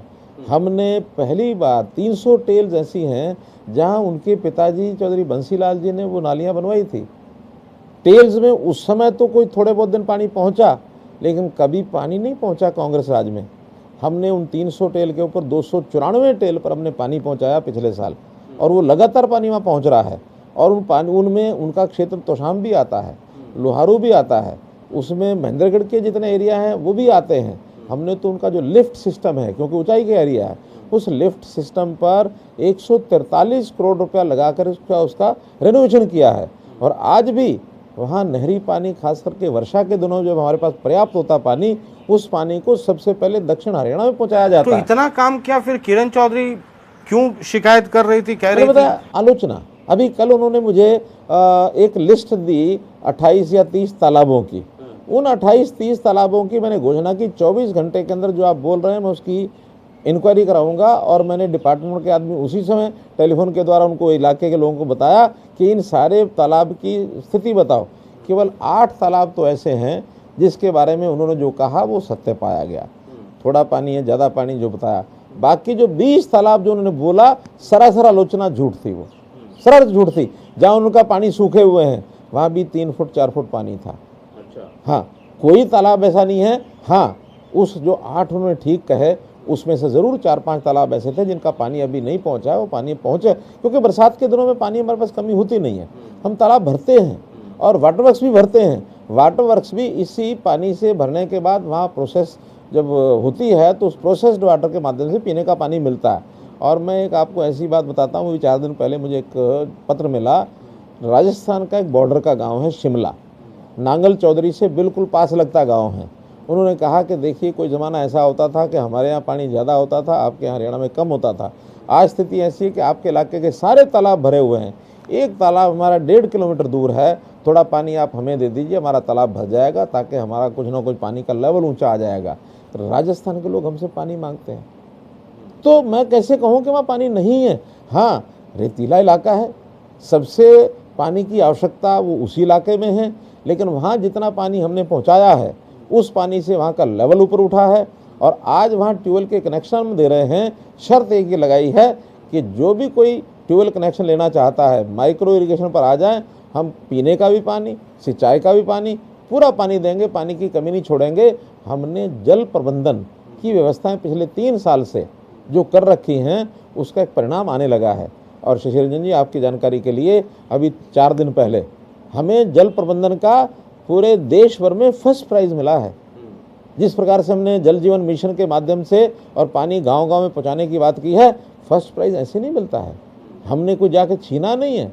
उनके सर्वे के आधार में आया कि हरियाणा का जल प्रबंधन है ये सब स्टेट्स की जितने भी हैं सबसे बढ़िया है। इसलिए उनकी आलोचना को उनको केवल अपना एरिया ध्यान में आता है। अपने लोगों को एक बात पहुंचाना चाहते हैं कि मैंने कि आपकी बात जो विधानसभा में उठाई थी, एक वोट बैंक क्रिएट करने के लिए वो सब करते हैं। उनको तो अगर कोई उनका एक कॉलिंग अटेंशन या एक प्रश्न रिजेक्ट भी हो जाए, स्पीकर को करना पड़ता है, तो अंत में वो यही एक रट लगाती हैं, आपने जो रिजेक्ट किया है उसको पढ़ के तो बता दीजिए क्या रिजेक्ट किया है, ताकि ये पता चले कि भाई मैंने बोला था। जी, ये पानी और साउथ हरियाणा की जब बात हो रही है तो बहुत संक्षेप में, क्योंकि आगे बढ़ना है, ये जब जब चुनाव आता है SYL का मुद्दा आ जाता है और SYL में पॉलिटिक्स वाला पानी तो खूब बहता रहता है। क्या ये संभव है कि आपके रहते हुए आपकी सरकार में निकट भविष्य में SYL में कभी हरियाणा के लोग पानी देख पाएंगे? देखिए, ये विषय क्या इतना पेचीदा हो गया? 2004 के बाद इसको किसी पिछली सरकार ने इसके ऊपर इतना काम नहीं किया। हमने आते ही सुप्रीम कोर्ट में अर्ली हियरिंग का प्रयत्न करके सुप्रीम कोर्ट में ये विषय लगवाया। 12 साल के बाद 2016 में हमने निर्णय करवाया कि हाँ, SYL बननी चाहिए और SYL में हरियाणा का अधिकार है, और ये हरियाणा का अधिकार है तो हरियाणा का पानी हरियाणा को मिले ना मिले, लेकिन SYL ज़रूर बने। अब उसमें एक सुप्रीम कोर्ट के ऑर्डर के बाद एग्जीक्यूशन ऑर्डर देना होता है। उस एग्जीक्यूशन ऑर्डर के लिए लगातार फिर हम 4 साल से लगे हुए हैं कि सुप्रीम कोर्ट वो कौन देगा, मोदी जी देंगे या सुप्रीम कोर्ट? Supreme court. अच्छा, सुप्रीम कोर्ट को देना है। सुप्रीम कोर्ट को वो ऑर्डर देना है। सुप्रीम कोर्ट लगातार इस प्रयत्न में है कि ये समझौता करके आपस में एक राय बना करके हरियाणा सरकार, पंजाब सरकार, केंद्र सरकार किसी एक फार्मूले पर आ जाए, क्योंकि एक विवाद का ऐसा विषय बना हुआ कि ज़बरदस्ती कोई किसी स्टेट के साथ करेंगे तो सेंटर को करना पड़ेगा। अब वो सेंटर को भी डायरेक्शन नहीं दे रहा है, पंजाब को भी डायरेक्शन नहीं दे रहा है, हमको तो डायरेक्शन देने का मतलब तो नहीं है। ये डायरेक्शन मतलब सुप्रीम कोर्ट से आना है। क्योंकि मैं बड़ा अचंभित था कि केंद्र में मोदी सरकार है, मोदी जी हैं, राम मंदिर बन सकता है, 370 हट सकता है, तो एसवाईएल में पानी क्यों नहीं आ सकता है? मतलब इतने बड़े बड़े फैसले हो सकते हैं, तो हरियाणा के लिए ये फैसला भी तो हो ही सकता है। लेकिन ये आप कह रहे हैं कि सुप्रीम कोर्ट करना है। हम हर बार कहते हैं, अभी पिछली बार एक विषय आया कि एक प्रयत्न आप लोग दोनों सरकारों के लोग और केंद्रीय जल शक्ति मंत्री आपस में मिलकर कर लें। अगर वो एक बार प्रयत्न करने के बाद नहीं होता है तो सुप्रीम कोर्ट ने ऐसे एक इंडिकेशन दी है कि वो निर्णय देंगे। अब वो एक प्रयत्न में, क्योंकि कोरोना चल रहा था, बीच में एक बार निमंत्रण दिया भी गया केंद्रीय जल शक्ति मंत्री गजेंद्र शेखावत जी की ओर से, लेकिन उन्होंने कोरोना कह करके कहा कि अभी कोरोना चल रहा, कुछ दिन बाद करेंगे। अब संयोग से कोरोना भी नीचे आ गया है। अब हमने कहा भी है, तो हमारे केंद्रीय पंजाब का चुनाव भी आ गया है, केंद्रीय जल शक्ति मंत्री उनको कहेंगे कि एक बार बैठ करके वो फैसला करें, और नहीं अगर मानेंगे तो सुप्रीम कोर्ट में केंद्र सरकार की ओर से भी, हमारी ओर से भी कहा जाएगा कि वो इसका एग्जीक्यूशन का ऑर्डर दें, और ऑर्डर देने के बाद किस एजेंसी के माध्यम से बनाना है वो एजेंसी भी सुप्रीम कोर्ट तय करेगी। ये तो कई सारे मसले हुए। गंभीर मसला है किसान आंदोलन भी, और अभी सदन में ही आया कि पीडीएस के तहत जो गरीबों को सरसों का तेल देते हैं आप, वो पता नहीं आप लोगों ने कहाँ गायब कर दिया। ना तेल दिया, ना पैसा दिया, फिर कैसे कहेंगे कि तेल देखो और तेल की धार देखो? ऐसा नहीं है। हमने पहली बात तो कि तेल हमने अपने आप देना शुरू किया था जी। इससे पहले तो मात्र 1 किलो दाल जाती थी। हाँ। हमने उस 1 किलो दाल के बदले 2 किलो सरसों का तेल देना प्रारंभ किया। वो अपने आप में एक बड़ी राहत हमने दी थी। लेकिन जब हमारे पास चूँकि तेल था, तेल के लिए हम सरसों प्रोक्योर करते थे, उस प्रोक्योरमेंट के माध्यम से हैफेड से तेल निकलवाया जाता था। आखिर सरकार के पास कोई चीज़ आती है, और खास करके किसान को लाभ देने के लिए एमएसपी पर खरीदते थे। एमएसपी बाजार में होती नहीं थी, सरकार उसको स्वरा खरीदती थी। इस बार सौभाग्य से किसानों के हित की एक बात खड़ी हुई कि सरसों का रेट काफ़ी बढ़ा। अब हम चूँकि अपने डिपार्टमेंट को एक मिनिमम जो एक स्पोर्ट प्राइस है, उस स्पोर्ट प्राइस का जो एक सहारा देने के लिए हम खरीदते थे, हमको बाजार से वो लेने की आवश्यकता भी नहीं पड़ी, हमने ली भी नहीं। अल्टीमेटली सरसों तो उसी तेल तो ही सरसों में से आता था। तो अब जब तेल नहीं था तो हमने वो पैसा, आज भी तेल जो है कच्ची घानी का 125 रुपये के लगभग लीटर मिल जाता है। 125 रुपये लीटर का मतलब है 2 लीटर का 250 रुपया। 40 रुपया कंज्यूमर को पहले भी देना पड़ता था, 250 रुपया हम दे रहे हैं, 290 रुपये अर्थात 145 रुपये कहीं से भी बाजार से तेल आज लिया जा सकता है। क्योंकि हमने खुद नहीं अपना तेल बनवाया है फिर से, इसलिए देने में हमारी असमर्थता है, लेकिन पैसा जो हम दे रहे हैं वो कम नहीं है, उससे पैसा यानी तेल मिल जाता है। हाँ, इस पैसे को पहुंचाने में एक कठिनाई हमारे डिपार्टमेंट को आई कि ऐसे सभी कंज्यूमर्स के बैंक अकाउंट नंबर्स हमारे पास नहीं थे। जब वो उपलब्ध हुए तो लगभग 5.5 लाख परिवारों को, सही 11,30,000 परिवार हैं, 5.5 लाख परिवारों को ये पैसे पहुंच चुके हैं। अगले 2-2.5 लाख परिवार पहचान पत्र में से हमने सहायता करके उनको वो दिलवाए हैं, वो भी आज या कल में चले गए होंगे। तो ऐसे लगभग ये 8 लाख परिवारों को जाने के बाद अब केवल 3.5 लाख परिवार ऐसे और बचे हैं जिनसे अकाउंट नंबर आते ही उन सबको भेज दिया जाएगा। किसी एक महीने का नहीं गया तो अगले महीने का उसमें ऐड होके जाएगा। ठीक है। हाँ, ये कमी नहीं रहेगी। जो कृषि के 3 कानून है उनके खिलाफ एक आंदोलन चल रहा है, तो बहुत लंबा हो गया, उसको लेकर के चिंता नहीं होती है आप लोगों की? सरकार में जो बैठे हैं आप लोग, यहाँ बैठे हों, दिल्ली बैठे हों, कहीं बैठे हों, देखिए ये जो कानून हैं और ये कानून को चलाने वाले लोग हैं, ये एकदम बेमानी है, कोई इसका अर्थ नहीं है। किसान का फ़ायदा, किसान का लाभ जितना हम कर रहे हैं और जितना खेती के साथ हम जुड़े हुए हैं, ये अगर आप कहें तो मेरे यहाँ मैं भी एक ऑर्गेनिक खेती का अपना एक छोटा फार्म बनाया हुआ है और मैं सुबह शाम जाता भी हूँ। आपको मैं दिखाता हूँ कि कैसे कैसे हम खेती के साथ जुड़े हुए हैं, मैं आपको बताऊँगा। आइए जी। तो मतलब आप ऑर्गेनिक फार्मिंग कर रहे हैं? अपने यहाँ जी। हमने एक व्यवस्था बनाई हुई है जी। जो हमारी आवश्यकता रसोई की, किचन की, आसपास के हमारे जो लोग हैं जी। उनकी आवश्यकता के लिए वहाँ सब्जी भी होती है, छोटी मोटी और फसल भी, फल भी होते हैं, तो वो सब हम वहाँ सुबह शाम हमारे जो लोग हैं वो करते हैं। कभी कभी मुझे समय मिलता है तो मैं भी चला जाता हूँ वहाँ। ठीक है। तो ये जो जो आंदोलन चल रहा है, इतने लंबे अरसे से चल रहा है, इसको लेकर के राजनीतिक तौर पर कोई चिंता नहीं होती है कि अगले चुनाव में दिक्कत हो जाए, या जो लोग आंदोलन कर रहे हैं वो एक माहौल बना हुआ है वो आपके खिलाफ चला जाए, राजनीतिक तौर पे भी? देखिए, कोई हमको इसकी चिंता नहीं है, जी। क्योंकि ये आंदोलन सारा राजनीतिक लोगों के ही हाथ में है जी। और ये राजनीतिक लोग इसमें लगे हुए हैं। इस प्रकार को किसानों का कोई जन आंदोलन बन करके और ऐसा कोई विषय आया हो, आम किसान तो अपने खेत में काम कर रहा है, हमारे साथ भी मिलता है। अभी हमने पार्टी की ओर से यानी गांव के किसानों की जो तिरंगा यात्राएं निकाले, हजारों की संख्या में ट्रैक्टर, मोटरसाइकिल, यानी वो लोग लेकर के आए हैं। क्या वो किसान नहीं थे? वो किसान हमारी सब बातों से सहमत हैं।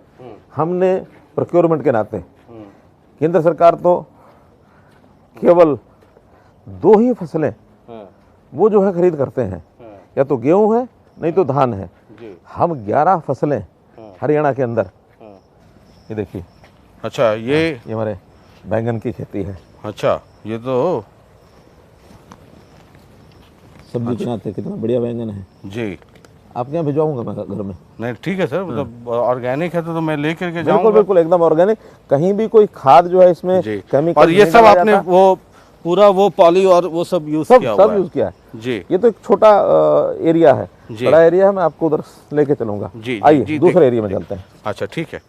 तो ये जो आप कह रहे हैं कि किसान जो हैं खेत में काम कर रहे हैं, तो जो बैठे हुए हैं धरने पे, आप उनको किसान नहीं मानते हैं?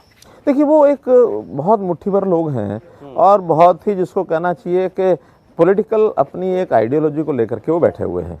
कांग्रेस को सपोर्ट करती है। हमारे यहाँ हरियाणा के लोग वहाँ धरनों पर बहुत ज़्यादा नहीं हैं। हाँ, कुछ टॉल बैरियर्स पर बैठे हैं, लेकिन उनका आम लोगों से, आम गांव के किसानों से उनका कोई लिंक नहीं है।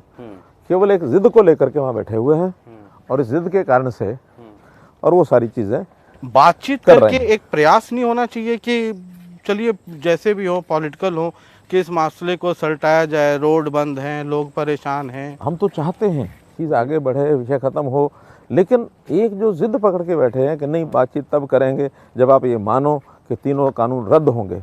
जब ये इस जिद के साथ बातचीत में वो शामिल होंगे तो फिर बातचीत का औचित्य कहाँ बचता है। बातचीत में हमने कहा कि तीनों किसानों के जो कानून हैं उनके अंदर कौन सी चीज़ गलत है या बताइए, उसमें से क्लॉज बाय क्लॉज पर चर्चा करें। अमेंडमेंट करने में सब राजी हैं। केंद्र सरकार के हमारे कृषि मंत्री जी, हमारे वो पीयूष गोयल जी, एमएसपी की एश्योरिटी चाहते हैं। वो कहते हैं कि एमएसपी जब आप हटाएंगे नहीं तो उसको एक लाइन लिख दें कि एमएसपी नहीं हटाया जाएगा, तो उसमें दिक्कत फिर क्या है? नहीं, एमएसपी जब घोषणा होती है तो वो होती इसीलिए है कि हाँ, एमएसपी पर अब चूंकि केंद्र सरकार तो 2 ही चीजें प्रोक्योर कर रही है, बाकी तो केंद्र सरकार को नहीं करनी है, ये तो प्रदेश सरकारों को आगे आना पड़ेगा। जैसे हम 11 फसलें ये प्रोक्योर कर रहे हैं, हम गेहूं और धान के अलावा बाजरा लेते हैं, मक्का लेते हैं, कपास लेते हैं, मूंगफली लेते हैं और इस प्रकार की फसलें जो हैं, सूरजमुखी है वो हम खरीदते हैं। तो 11 फसलें हम खरीदते हैं, बाकी प्रदेशों को आगे आना चाहिए ना। उनकी जो प्रदेश के, यानी ना तो पंजाब को खरीदता है ना राजस्थान खरीदता है, उनकी फसलें हमारे यहाँ की बिकती हैं। राजस्थान का बाजरा ये हमारे यहाँ के बिका, और क्योंकि वो लाभ वहाँ उनको, यानी वहाँ रेट उनको मिलता नहीं है। 1200-1300 रुपया बिकने वाला बाजरा हमारे यहाँ चोरी चोरी आकर के 2150 रुपये में बेच के गए हैं। ये पपीता तो बड़ा अच्छे क्वालिटी का है सर। देखिए, बहुत सुंदर है और जी। इसके ऊपर ये पपीते का फल अब लगा है। जी। धीरे धीरे ये और बड़ा होगा, थोड़ा पकेगा। जी। तो अभी ये पका नहीं है, अभी इसका सीजन पकने का और 1 महीने के बाद। भाई, तो कच्चे में सब्जी भी खा सकते हैं। हाँ, बिल्कुल। और अगर प्लेटलेट कम हो तो इससे बेहतर दवा कुछ नहीं है। ये करेला है। अच्छा, ये करेला है। करेला लगा हुआ है। मेरे सवालों में करेला वाला जूस रहता है, वो तो आपने यहाँ लगाया हुआ है। हाँ, अच्छा। करेले का जूस, कड़वा जूस जी। लेकिन सेहत के लिए बेहतर सेहत के लिए रहता है। बहुत बेहतर, डायबिटीज के लिए तो बहुत ही बढ़िया जी। होता है। तो ये उम्मीद करें कि ये किसानों वाली समस्या का कोई निकट भविष्य में कोई समाधान निकलता है, या अभी एज इट इज पड़ा रहेगा? नहीं, देखिए, हम तो उत्सुक हैं, इसका समाधान निकलना चाहिए, लेकिन निकलने में वैसा वातावरण तो बने। उस वातावरण में यदि थोड़ा बहुत भी अगर एक कदम आगे बढ़ाते हैं तो सरकार तो 2 कदम आगे बढ़ाएगी, लेकिन बढ़ाने वाला लेकिन डेडलॉक बना हुआ है। बना है। अभी भी कोई बीच में इस प्रकार का व्यक्ति भी नहीं आया जिसको ये लगता हो कि तो यथा स्थिति अभी एक जिद पकड़ के बैठे हैं, जी। उस जिद से तो बात नहीं बनती है। आखिर कोई ना कोई रास्ता निकालने की इच्छा मनस्थिति अगर बनती है तो आगे बढ़ने के लिए तैयार है सब लोग। ठीक है सर, हम अगले सवाल पे बढ़ते हैं। ये जैसे आपने अपने यहाँ सब्जियां बहुत सारी लगाई हुई हैं, करेला भी है, पपीता भी है, बैगन भी है, वो मुझे लग रहा है पम्पकिन कद्दू भी है। ये आपके मंत्रिमंडल में कुछ सब्जियां बढ़ सकती है, मतलब विस्तार? आप जब जब दिल्ली जाते हैं तो लगता है कि अब खेत में ट्रैक्टर चलने वाला है, और कुछ मंत्रिमंडल का विस्तार हो सकता है। सीजनल वेजिटेबल्स कुछ और आ सकते हैं आपके बगीचे में, कुछ और सब्जियां आ सकती हैं। लेकिन ये आप दिल्ली से लौटते हैं, फिर वो हवा हम लोग 2-4 बार ब्रेकिंग चला के कहानी खत्म। जब किसी चीज में कहीं कोई गुंजाइश होती है तो उसको उसकी तरफ आशा अपेक्षा तो सबकी बनी रहती है। तो अभी हमारे यहाँ गुंजाइश है। 14 मंत्री मुख्यमंत्री को मिला करके मंत्रिमंडल में हैं, होते हैं हमारे यहाँ। अभी 12 हैं तो 2 की गुंजाइश है। जब तक ये 2 की गुंजाइश रहेगी तब तक आप लोग भी ये कहानी बनाते रहोगे। जिनको अपेक्षा वो अपेक्षा भी करते रहेंगे। विस्तार होगा, निश्चित होगा, क्योंकि 2 अगर एमएलए मंत्री बनाने हैं तो विस्तार तो होगा ही। मतलब कब तक? अभी कब तक इस टेन्योर में हो जाएगा या उसके लिए 2024 के बाद इंतजार करना होगा? देखिए, ये 14 तो इसी बार के हैं। अगली बार तो हमारे स्पीकर साहब कह रहे हैं कि शायद हमारी सीटें बढ़ जाए, और सीटें बढ़ गई तो नंबर ऑफ मिनिस्टर्स ये भी बढ़ जाएगा। इसलिए ये 14 तो इसी सत्र के लिए है। अच्छा, तो कब तक उम्मीद करें? क्योंकि ये इंटरव्यू बहुत सारे उडबीज संभावित, देखिए कुछ बातें ऐसी होती हैं जो ना ही बोला जाए, रणनीति का विषय होता है, और रणनीति वही होती है जो बताई ना जाए। इश्क में हर पत्ते खोलना मतलब ठीक भी नहीं है। मतलब इश्क नमकीन ही रहे तो ज्यादा बेहतर है। ठीक बात है। तो मतलब बहुत सारे लोग होंगे। ये जेजेपी के साथ इस बार आप मिल करके गाड़ी चला रहे हैं, डबल इंजन वाली सरकार है। अब मुझे पता है कि आप तो खुल के कहेंगे नहीं, ये मुझे पता है, इश्क में हर कुछ हो जाए, लेकिन वो इश्क कैसा है? नमकीन है। ये लोकतंत्र है। अच्छा। लोकतंत्र में अब हमारी मेजोरिटी यदि नहीं है तो एक मेजोरिटी की सरकार तो लोकतंत्र का एक भाग है। और लोकतंत्र के अंदर अगर हमें 40 हमारे विधायक हैं, 10 हमारे सहयोगी दल के हैं, 6 हमें अन्य इंडिपेंडेंट और जो अन्य छोटे दल हैं वो भी मुझको सहयोग कर रहे हैं, तो इसलिए 56 लोगों का हमारा जो एक जो ये समूह है, ये मिलकर के और एक मेजोरिटी के साथ अपनी सरकार चला रहे हैं, और बहुत अच्छी चल रही है। कहीं उठाई ये आपके जो सहयोगी दल है उनमें 1-2 मंत्री हैं, बाकी सब बाहर ही हैं। अब वो सहयोगी दल के कई बार लोग दबे जुबान में कहते रहते हैं कि मनोहर लाल जी इश्क वाले डोरे उनके बाकी लोगों पर वो घुमाते रहते हैं बीच बाच में। मतलब फोन उधर करना चाहिए तो direct hot call, trunk call सब इधर आता रहता है। मतलब हम इस प्रकार की everything is fair in war and love. नहीं, कभी ऐसी ओछी राजनीति में नहीं करते हैं जी। हाँ, हमारा काम मतलब उनके बाद मतलब मैं ये आपका इंटरव्यू अगर देख रहे होंगे उधर वाले, हमारा तो वो सुरक्षित रहे कि उनके घर वाले उधर ही सुरक्षित है। उनका घर वाले वो जाने, उनकी पार्टी का काम है। एक विधायक वहां से मंत्री बनना है, एक विधायक हमारे यहाँ से मंत्री बनना है, तो ये अपना अपना, वो तो परेशान है ना कि किसको बनाए किसको ना बनाए, ये तो उनका काम है। वो तो शादी का लड्डू वाला हिसाब किताब है, जो खाया पछताया, जो नहीं खाया पछताया टाइप वाला है। मेरा कहना ये एक बना तो बाकी 9 क्या करेंगे? ये उनके अपनी पार्टी का मामला है। मैं तो इसमें टिप्पणी आप लोग आपसे डिस्कस नहीं करते ये सब? नहीं, होना भी नहीं चाहिए। एक कॉमन मिनिमम प्रोग्राम की बात हुई थी, मतलब 2 साल तो सर गुजर गए।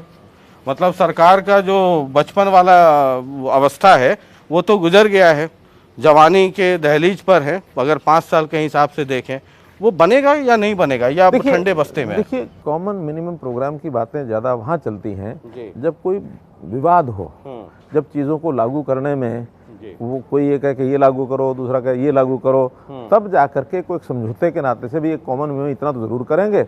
बाकियों में अंतर ज़्यादा है। हमारे यहाँ मैनिफेस्टोज में दोनों में कोई विवाद नहीं है, कोई बहुत अंतर नहीं है।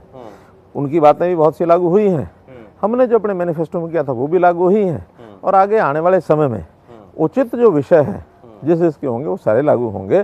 जनहित मुख्य रूप से ये हमारा हेतु रहता है कि जनहित के नाते से जो मुद्दे जनहित के हैं और हमारे सरकार के जो साधनों के अनुसार वो लागू करना संभव है, तो सब लागू कर देंगे। इसमें मिनिमम का कोई बहुत बड़ा अर्थ नहीं रह गया है।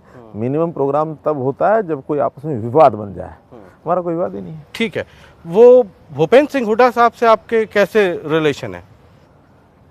विधानसभा में हमारे विपक्ष के वो नेता हैं और विपक्ष के नेता के नाते से मैं इसलिए पूछ रहा हूँ, भूमिका होती है मैं वो अपने इसलिए अदा पूछ करते रहा हैं। हूँ कि वन मैन आर्मी एक है, मैं उनको अभय चौटाला जी अब तो सदन से बाहर है, नहीं, तो इस्तीफा आर्मी दे कहाँ दिया रही? वो आर्मी है ही नहीं। जी, अब तो आर्मी नहीं है, बाहर है। वो कहते हैं कि सरकार और विपक्ष दोनों के बीच में साठगांठ है, दोनों मिले हुए हैं, और हुड्डा साहब भी सरकार की ही बात करते रहते हैं, वो अपोजिशन का रोल अदा नहीं करते। इसलिए मैंने कहा कि आपसे पूछूं कि कैसा संबंध है हुड्डा साहब से? रचनात्मक सहयोग हर किसी से मिलना चाहिए, उसमें कहीं दुविधा नहीं होनी चाहिए। बहुत विषयों में वो सरकार के साथ खड़े होते भी हैं जो रचनात्मक है। अब जैसे कोरोना का विषय है, एक विषय पर ऑक्सीजन वाले विषय के ऊपर थोड़ा तकरार हुआ, बाद में उन्होंने भी माना कि जो ऑक्सीजन का विषय या कोरोना का विषय कोई सरकार का दोष नहीं है, व्यवस्थाएं और अच्छी हो सकती थी, उसमें अलग अलग मत हो सकते हैं। वो कुछ और कहेंगे, हम कुछ और कहेंगे, हम तो कहेंगे टू आवर बेस्ट हमने व्यवस्थाएं की हैं। वहाँ विपक्ष के नाते वो कह सकते हैं कि 4 चीज़ें और होनी चाहिए थी। तो ये अगर मगर होता है, अन्यथा उनका कोई विरोध का ऐसा लेवल नहीं है कि कोई सरकार के दुश्मन बन के खड़े हैं। विपक्ष के नाते उनका अपना रोल अपना करते हैं, हम सरकार सत्ता पक्ष के नाते अपना रोल अपना करते हैं। हुड्डा साहब कई बार कहते हैं प्रेस कॉन्फ्रेंस में कि ये तय मान के चलिए कि सरकार जो है, मौजूदा सरकार, वो 5 साल पूरा नहीं कर पाएगी, 4 साल के बाद कुछ ना कुछ होगा। अब कुछ ना कुछ होगा में बहुत सारे लोग बहुत तरह की अटकलें लगाते रहते हैं। कहते हैं वो कि कई लोग संपर्क में हैं, कभी कहते हैं कि जेजेपी चली जाएगी, कभी कुछ कभी कुछ। हमारी सरकार जब 2014 में जब बनी थी, 66 दिन तो ये लोग चुप रहे थे।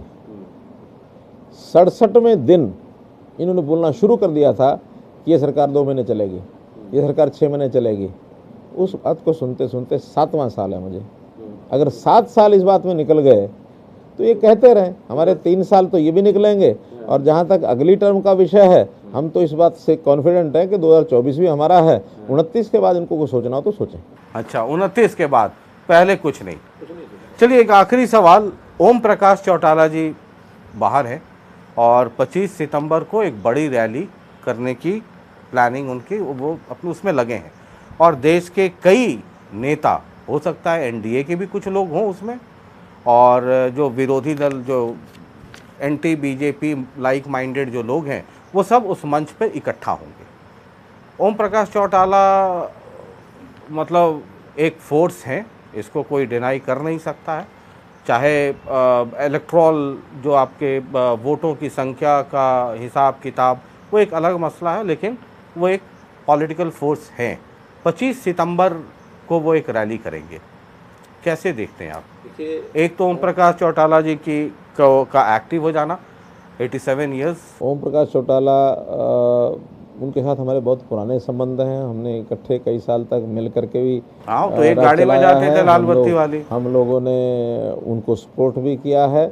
और आज भी एक बात की दाद देता हूं कि इस आयु में 88 वर्ष की उनकी लगभग आयु हो चुकी है, आज भी वो इतने एक्टिव हैं। और उस पूरी अपनी एक्टिवनेस के नाते से वो अपने प्रदेश के, देश के बारे में सोचते हैं, जिसमें से एक उन्होंने अपना कोई कार्यक्रम बनाया, सोचा है। लोकतंत्र है, अब इस लोकतंत्र में कोई अपना कोई कार्यक्रम बनाता है, उसको सिरे चढ़ाता है, तो उसमें हमको क्या एतराज़ हो सकता है? हमें कोई आपत्ति नहीं है। वो कार्यक्रम करें, छोटा करें, बड़ा करें, उनका अपना लोकतांत्रिक अधिकार है। हम अपना काम कर रहे हैं, वो अपना काम कर रहे हैं, बाकी पार्टियां, कांग्रेस अपना काम कर रही है। तो इसलिए सब दल जो है अपने अपने तरीके से अपना काम करते हैं।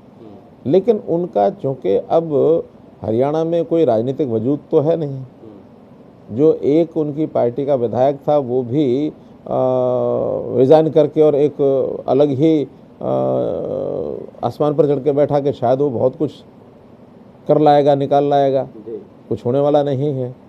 इसलिए उनके सपने हैं, लेने चाहिए, दिन में लें, रात में लें, कोई दिक्कत नहीं। जी, इलाहाबाद चुनाव कब तक संभावित आपको लगता है? चुनाव आयोग को, चुनाव आयोग से पूछा जाएगा तो अच्छा लगेगा। जी, इसलिए मैंने कहा हमारा कोई रोल नहीं है। चलिए, बहुत बहुत शुक्रिया और इस बातचीत के लिए और समय देने के लिए आपका बहुत बहुत शुक्रिया। तो ये शुद्ध देसी राजनीति का एक एपिसोड था और मैंने कहा कि इश्क जो है उसके कई रंग होते हैं, मुख्यमंत्री जी खुद ही कह रहे थे, लेकिन इश्क में जो नमकीन उसका स्वाद होता है वो सबसे चटपटा होता है। बहरहाल ये इश्क जारी रहेगा और अब अगले एपिसोड में कोशिश करेंगे एक और मेहमान को लाने का, लेकिन यकीन मानिए ये वो वाला इश्क है जिसमें माथे पे पसीना और अंदर ही अंदर गर्मी या गुस्से से चेहरा लाल, लेकिन अंदर ही अंदर गुस्से से लाल, लेकिन चेहरा हमेशा गुलाबी रहेगा। बहुत बहुत शुक्रिया। इसे ही कहते हैं पॉलिटिक्स वाला इश्क। लगातार देखते रहिए जनता टीवी। बहुत बहुत शुक्रिया। नमस्कार।